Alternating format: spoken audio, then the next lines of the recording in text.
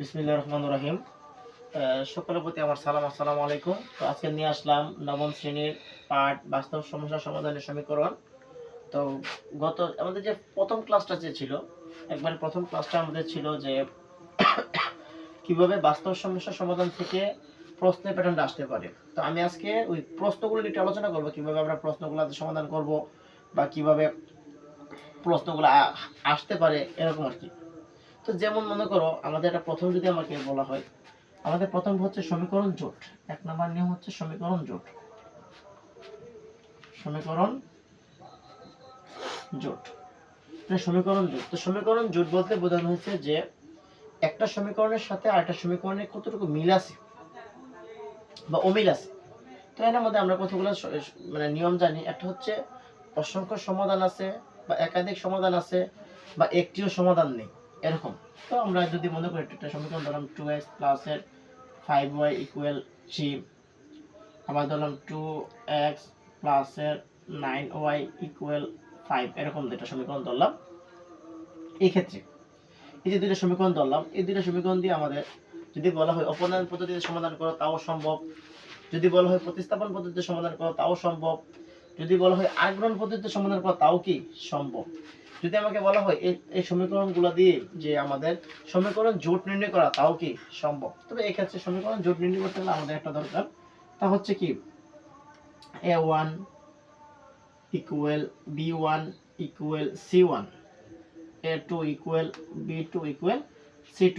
এই যে মানগুলো আছে, এই যে মান, এই যে a1 b1 c1 a1 b1 c1 যে মান, এদের যে মানগুলো আছে, এই মানগুলো মানে a1 b1 মান হচ্ছে যেমন এখানে x এর সহগ, x এর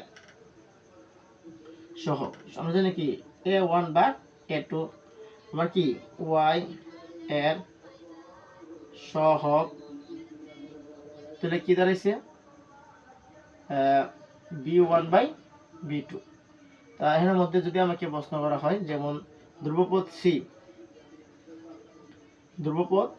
ধ্রুবপদ বা মুখ্য পদ, তার মান কি c1 বাই c2। তো এই ক্ষেত্রে আমরা a1 বাই a2 এই ক্ষেত্রে লিখতে পারি কি যে 2/2 ইকুয়াল থাকতেছে কত 1, থাকতেছে কত এই যেমন থাকতেছে কত 5/9, এখানে থাকতেছে কত 3/5। তো এই যে সংখ্যাগুলো আছে যেমন আছে 1, এটার সাথে এটা কোনো মিল নাই, এটার সাথে কোনো মিল নাই।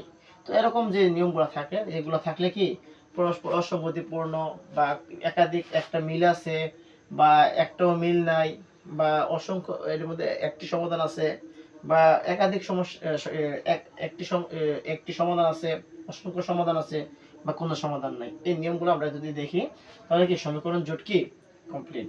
মানে মূলত সমীকরণ জোট বলতে এই যে আমাদের মানগুলো আছে, কিভাবে মানগুলো এবং তার সহগ সমীকৃত করে আমরা কিভাবে মান বের করতে হয় সেগুলাই কি মূলত সমীকরণ জোট।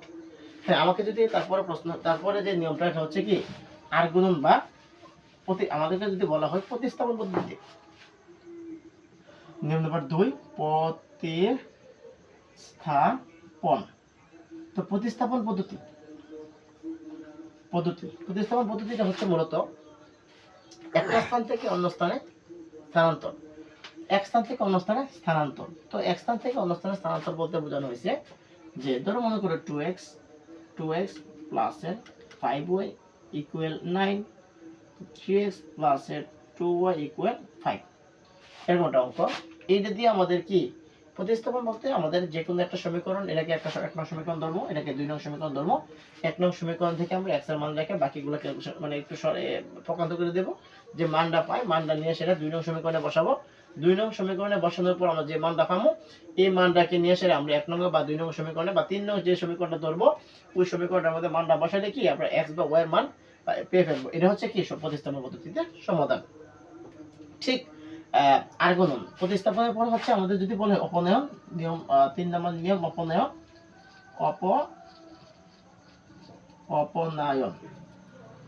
অপনয়ন আমাকে যদি এই প্রশ্নটা অপনয়ন পদ্ধতি বলা হয়, তাহলে অপনয়ন পদ্ধতি মানে কি যে কোনো একটা মান বাদ বলতে যদি হয় আমি x এর মান বাদ দেবো নাকি কি y এর মান বাদ দেবো, যে কোনটা পক্ষকে বাদ দিতে হবে। কারণ আমি কি যদি এখানে যদি আমি y এর মান বাদ দেই তাহলে প্রথম রাশিকে আমরা গুণ দিতে হবে কত দিয়ে 2 দিয়ে, এবং দ্বিতীয় মানে প্রথম যে সমীকরণ করবো সমীকরণ নম্বর 1 সমীকরণ নাম্বার 2। প্রথম যে সমীকরণটা আমরা ধরবো এটা হচ্ছে কি 1 নং এবং 2 নং। আমাকে যদি এখানে x এর মান বাদ দিতে হয় তাহলে আমরা প্রথম সমীকরণটা গুণ দেব 3 দিয়ে, 1 নংটা গুণ দেব 3 দিয়ে, আর 2 নংটা গুণ দেব কত 2 দিয়ে, 2 দিয়ে সবটা গুণ দিতে হবে সবটাকে। আর এখানে হচ্ছে কি যদি আমাকে যদি ওইটা বাদ দিতে হয় তাহলে আমরা কতটা দেব 2 নংকে 1 নংকে গুণ দেব কত 2 দিয়ে এবং 2 নংকে দেব 5 দিয়ে। যে ফলটা পাবো আমরা প্রথমে আমি x এর মান বের হবে বা y মান বের হবে বা যে কোনো একটা মান নিয়ে সেটা আমরা যদি x বা y জায়গায় বসাই তাহলে আমরা যে মানটা পাবো এটা কি x এর মান, এটা দিয়ে কি আমরা অপনয়ন পদ্ধতি সমাধান করতে পারবো। ঠিক তেমনি ভাবে আমরা যদি আমরা আর্গুণন বলি, জানতে পারলাম আর্গুণন,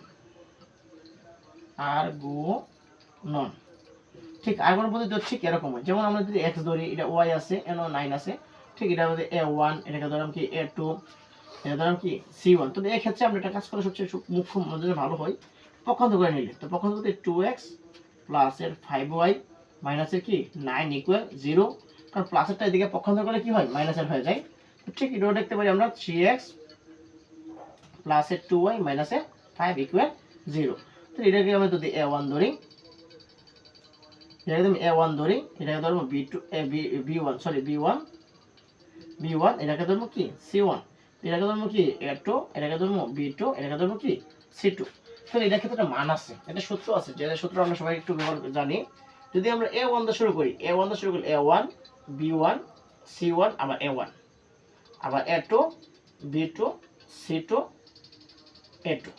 ঠিক এরকম যদি অনেকে এভাবে আমরা লিখি, অনেকে যদি মনে করে বি দিয়ে শুরু করে তাও হবে, কেউ যদি মনে করে সি দিয়ে শুরু করে তাও হবে, মানে মূলত এবিসি মানে যেটাতে শুরু করবো এটাতে কি শেষ। তার নিয়ম হচ্ছে উপর থেকে নিচের দিকে যাবে, উপর থেকে নিচের দিকে, আবার উপর থেকে কি এদিকে আসবে, এদিক থেকে এদিকে আসবে, এদিকে আসবে, আবার এদিক থেকে কি এদিকে আসবে। তাহলে a1 b2 হবে প্লাসের, আবার a2 b1 কি হবে মাইনাস। উপর থেকে নিচের দিকে যখন নামবে তখন মান হবে কি প্লাসের, আর নিচে থেকে উপর দিকে গেলে মান হবে কি মাইনাসের।